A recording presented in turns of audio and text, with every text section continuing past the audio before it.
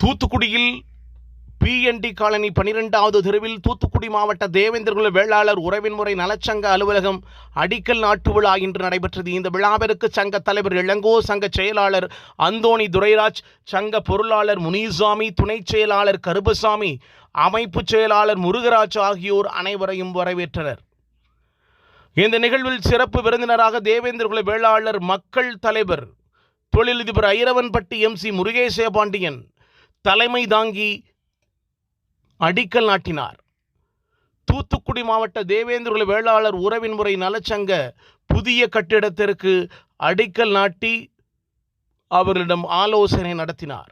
விழாவில் குலசேகரநல்லூர் கூட்டுறவு சங்க தலைவரும் பிரபல வழக்கறிஞருமான ராஜசேகர் சுப்பையா, திருச்செந்தூர் முருகன் டிரான்ஸ்போர்ட் உரிமையாளர் தொழிலதிபர் பொன்முருகன் ஆகியோர் முன்னிலை வகித்தனர். தொழிலதிபர் டாக்ராஜா, தொழிலதிபர் TKS துறை உட்பட 50க்கும் மேற்பட்ட தொழிலதிபர்கள், கான்ட்ராக்டர்கள், சங்க உறுப்பினர்கள் போன்றோர் பங்கு பெற்றனர்.